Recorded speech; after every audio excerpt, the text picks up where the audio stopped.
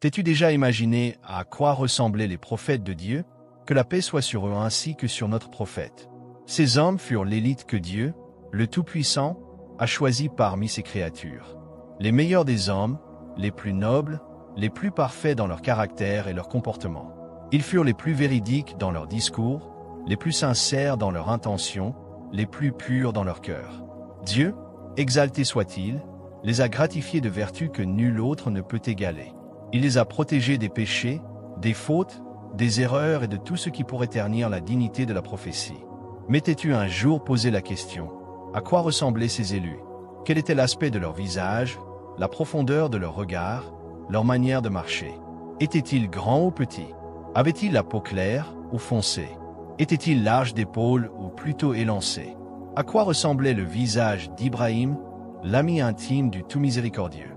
Quelle était la prestance de Moussa, celui à qui Dieu a parlé directement? Et Youssouf, pour qui les mains furent coupées tant il était beau, ressemblait-il à l'image de beauté que nous imaginons? Ou bien était-il encore plus fascinant? Et notre maître, notre bien-aimé, notre messager, Muhammad, paix et salut sur lui, le maître des enfants d'Adam, existe-t-il une description à la hauteur de la beauté de son âme et de la perfection de son être? Que la paix, la miséricorde et les bénédictions d'Allah soient sur vous. Soyez les bienvenus, qu'Allah vous honore et qu'il fasse du paradis notre demeure et la vôtre, notre refuge et le vôtre. Amin. Chers spectateurs, nous vous emmenons aujourd'hui dans un épisode spécial pour découvrir, si Dieu le veut, la description précise de l'apparence des prophètes et des qualités qu'ils possédaient, telles que décrites par notre prophète Muhammad, paix et salut sur lui. Restez avec nous jusqu'à la fin. N'oubliez pas, chers spectateurs, de vous abonner à la chaîne et d'activer la cloche pour recevoir toutes les nouveautés, si Allah le veut. Mais avant de commencer, priez sur le prophète Muhammad, paix et salut sur lui. Et allons ensemble découvrir la description des prophètes comme si vous les voyiez de vos propres yeux. Sans plus tarder, Bismillah, commençons. Notre Seigneur, exalté soit-il, dit et il dit également Dieu, gloire à lui, ne choisit pas ses messagers au hasard. Il est en vérité savant, sage, subtil, parfaitement connaisseur. Rien ne lui échappe, il sait toutes choses. C'est en pleine science, expérience et sagesse qu'il sélectionne ses nobles messagers. Son choix unit la pureté du cœur, la perfection de la moralité, la beauté de l'apparence et la noblesse de l'ascendance. Ainsi, dans leurs caractéristiques physiques, ils étaient les plus beaux des hommes, les plus complets dans leur apparence comme dans leur caractère. Leur silhouette était la plus parfaite qu'on puisse imaginer. Ils alliaient la beauté de l'âme à celle du corps. L'ascension nocturne, à l'Isra ou à le Mirage, fut l'un des plus grands miracles accordés à notre prophète Mohammed. Paix et salut sur lui. Dieu, exalté soit son nom, l'honora par cette expérience et lui fit voir des signes éclatants. Parmi les miracles manifestes qui eurent lieu durant ce voyage béni, il y eut la rencontre avec ses frères, les nobles prophètes. Paix sur eux tous. Le prophète Mohammed, paix et bénédiction sur lui, dirigea la prière en leur présence à Bay al-Mardi, en tant qu'imam, lors d'un moment de cette nuit miraculeuse.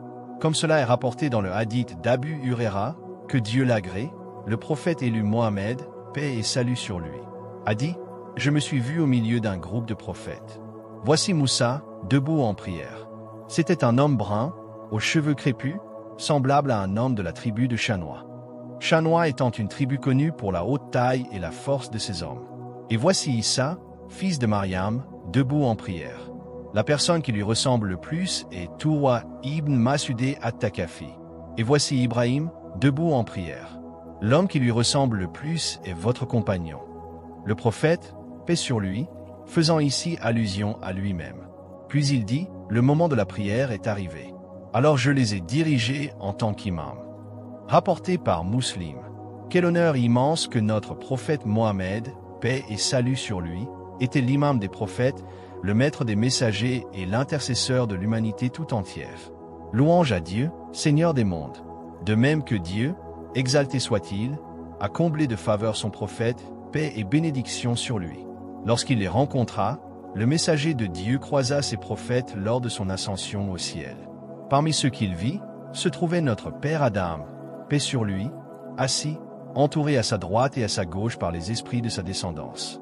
Lorsqu'Adam tournait la tête vers sa droite, il souriait, se réjouissait et était heureux. Mais lorsqu'il tournait la tête vers sa gauche, il plairait, s'attristait et son cœur s'alourdissait.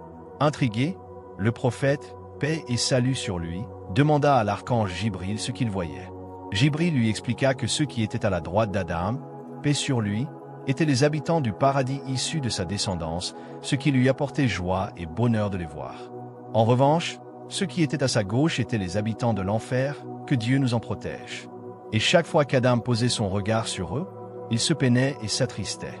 Il est confirmé dans les descriptions du prophète, paix et bénédiction sur lui, qu'Adam avait un corps immense. En effet, l'imam Ahmed, qu'Allah lui fasse miséricorde, rapporte dans son Musnad d'Abu Huraira que Dieu l'agrée, que le messager d'Allah, paix et salut sur lui, a dit. Parmi les descriptions que le prophète Mohammed, paix et salut sur lui, a donné des prophètes, il est en rapporté dans Sahih al-Bukhari que le prophète a dit qui était le plus ressemblant à Ibrahim, dans son apparence comme dans son caractère.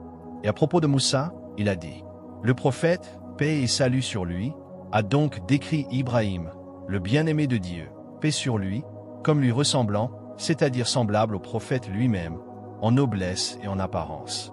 Quant à Moussa, paix sur lui, le prophète disait qu'il le voyait comme descendant la vallée, en répondant à l'appel du pèlerinage. Labaïk Allahumma labaïk. Concernant Ibrahim, Moussa et leurs frères prophètes, paix sur eux, le prophète Mohammed, paix et salut sur lui, les a honorés de ses salutations. Au deuxième ciel, le prophète Mohammed, paix et salut sur lui, vit ses frères Issa et Iria, fils de sœurs, paix sur eux. Il est confirmé dans les descriptions du prophète que Issa, paix sur lui, était de taille moyenne, ni grand, ni petit, plutôt incliné vers une peau claire avec une teinte rougeâtre. Ses cheveux étaient longs, atteignant ses épaules, et il avait de l'eau qui coulait de sa tête, comme rapporté dans un hadith authentique de Al-Bukhari et Muslim. Le prophète, paix et salut sur lui, a dit, dans un autre hadith rapporté par Abdullah ibn Omar ibn al-Khattab, il a entendu le prophète, paix et salut sur lui, dire. Donc le prophète a vu Issa en personne, qui accomplissait le tawaf près de la Kaaba. Le prophète a également rapporté.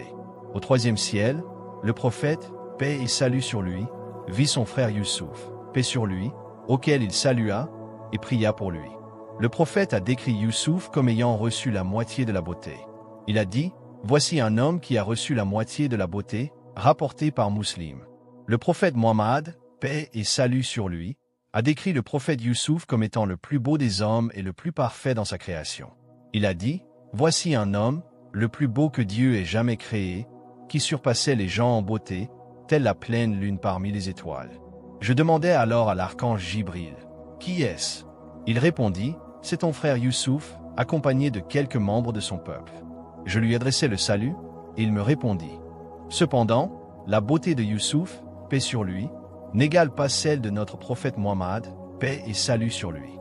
C'est ce que les savants ont expliqué, précisant que notre prophète, paix et bénédiction sur lui, était le plus beau des créatures, tant dans sa constitution physique que dans son caractère. En effet, dans les deux Sahih, Bukhari et Muslim, d'après Anas, que Dieu l'agrée, il est rapporté que le prophète, paix et salut sur lui, était le plus beau des hommes, le plus généreux et le plus courageux. Dans un autre hadith authentique, rapporté par Al-Bara ibn Azib, que Dieu l'agrée, on lui demanda si le visage du prophète, paix et salut sur lui, ressemblait à une épée. Il répondit, non, plutôt à la lune. Le Tirmidhi, qu'Allah lui fasse miséricorde, rapporte d'Anas que Dieu l'agrée, que Dieu n'a envoyé aucun prophète sans qu'il soit beau de visage et de voix, et que votre prophète était le plus beau des visages et le plus agréable des voix. Pour être transparent avec vous, chers spectateurs, ce hadith est considéré comme faible par certains savants, dont l'imam Al-Albani, qu'Allah lui fasse miséricorde, parmi d'autres. En évoquant ces récits, certains savants ont expliqué que la parole du prophète, paix et salut sur lui, à propos de Youssouf, il lui a été donné la moitié de la beauté, signifie qu'il reçut la moitié de la beauté que Muhammad, paix et salut sur lui, possédait. Dieu est le plus savant. Quant à la description du meilleur des êtres humains, le maître des prophètes, le chef des messagers, l'intercesseur de toute la création, Muhammad ibn Abdullah, paix et bénédiction sur lui, sa famille, ses compagnons et ceux qui les suivent, le prophète, paix et salut sur lui, a été décrit dans le long hadith d'Ahmad, rapporté par Ubesh ibn Khalid, que Dieu l'agrée. Elle dit à son mari, « J'ai vu un homme à l'éclat manifeste, rayonnant de beauté et de clarté. Son visage était lumineux, sans défaut, bien dessiné. Il n'était ni trop maigre, ni affaibli par la maigreur, et sa tête n'était pas anormalement petite, ce qui signifie qu'il n'était entaché d'aucune imperfection, ni par la finesse de son corps, ni par une petite tête. Elle ajouta, il était harmonieux, bien proportionné. Chaque partie de son corps était belle. Ses yeux étaient d'un noir intense, ses cils longs et fournis. Sa voix était claire et vibrante, avec une résonance noble. Son cou était long et droit, et sa barbe était épaisse et fournie. Ses sourcils étaient arqués, et ses deux sourcils se rejoignaient légèrement au centre. Quand il gardait le silence, il imposait le respect. Et lorsqu'il parlait, sa parole brillait, empreinte de majesté. Elle poursuivit, « C'est l'homme le plus beau et le plus noble que j'ai jamais vu de loin, et le plus doux et agréable de près. » Sa parole était douce et articulée, claire et nette, ni excessive ni confuse. Ses phrases s'enchaînaient comme des perles soyeusement alignées. Elle dit encore, « Il était de taille moyenne, ni trop grand, ni petit, si bien qu'aucun regard ne le méprisait à cause de sa taille. Il ressemblait à une branche entre deux autres, le plus gracieux des trois et le plus éminent. Il était entouré de compagnons qui le servaient et l'entouraient avec respect. Lorsqu'il parlait, il l'écoutait attentivement, et quand il ordonnait, il s'empressait d'exécuter. Il était servi, entouré, honoré. » Elle conclut, « Il n'était ni renfrogné, ni découragé. » Lorsque Mabad termina sa description, son mari Abu Mabad dit, « Par Dieu, c'est bien l'homme des Kourachites dont on nous a tant parlé à la Mecque. J'ai failli le suivre, et si j'en ai l'occasion, je le ferai. » Quant à la couleur de sa peau, paix et salut sur lui, elle était d'un blanc éclatant et lumineux. Un blanc éclatant, mais pas excessif. C'était la plus belle des carnations. Il n'était pas d'un blanc maladif, trop pâle au point de ressembler à une dépigmentation, ni foncé au point d'avoir la peau brune foncée. Sa blancheur était mêlée de rougeur, donnant un teint vif et éclatant. Les compagnons, que Dieu les agrée, citaient souvent les vers de son oncle Abu Talib en parlant de son teint. Un homme au visage si pur que la pluie est demandée par son visage. Un refuge pour les orphelins, une protection pour les veuves. Selon Rabia ibn Abi Abd ar-Rahman, il a entendu Anas ibn Malik, que Dieu l'agrée, décrire le prophète, paix et salut sur lui, en disant, il était de taille moyenne parmi les gens, ni grand, ni petit.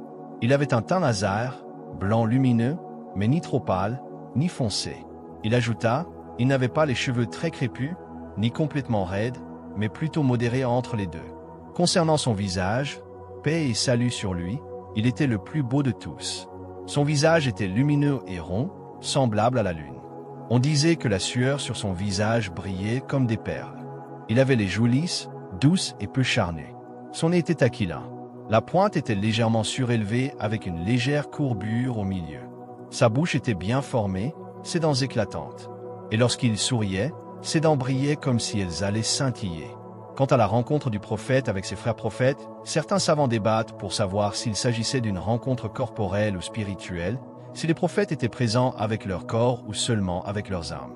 La majorité penche pour la rencontre avec leurs âmes.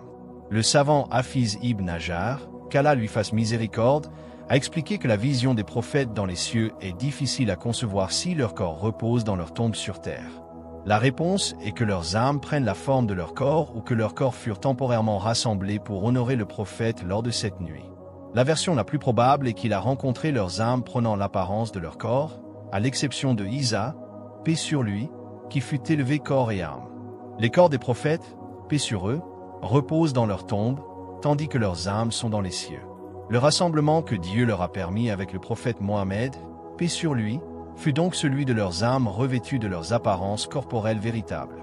C'est la position soutenue par Cheikh al-Islam ibn Taymiyyah, Hafiz ibn Rajab et d'autres savants, qu'Allah leur fasse miséricorde. Ibn Taymiyyah, qu'Allah lui fasse miséricorde, a dit, quant à la vision de Moussa et des autres prophètes durant la nuit de l'ascension, lorsqu'il vit Adam dans le premier ciel, Yahya et Isa dans le deuxième, Yusuf dans le troisième, Idris dans le quatrième, Aaron dans le cinquième, Moussa dans le sixième et Ibrahim dans le septième, c'était la vision de leurs âmes représentées sous la forme de leur corps paix sur eux. Que Allah prie, bénisse et accorde le salut à notre prophète Mohammed, à sa famille et à tous ses compagnons. Gloire à Dieu, louange à Dieu, il n'y a point de divinité sauf Dieu. Dieu est le plus grand. Il n'y a de force et de puissance qu'en Dieu, le Très-Haut, le Très-Grand. Seigneur, pardonne-moi, ainsi qu'à mes parents, aux croyants hommes et femmes, vivants et morts, en un nombre égal à tes créatures, à ta satisfaction, au poids de ton trône et à l'encre de tes paroles. Chers spectateurs, n'oubliez pas de vous abonner à la chaîne, d'aimer la vidéo et de la partager avec vos amis. Celui qui guide vers le bien est comme celui qui le fait. N'oubliez pas d'activer la cloche pour recevoir toutes nos nouveautés, si Dieu le veut. Dieu, exalté soit-il, est le plus haut, le plus savant. Que la paix et les bénédictions soient sur le plus noble des messagers, Muhammad. Louange à Dieu, Seigneur des mondes. Paix, miséricorde et bénédiction de Dieu sur vous. Assalamu alaikum wa rahmatullahi wa barakatuh.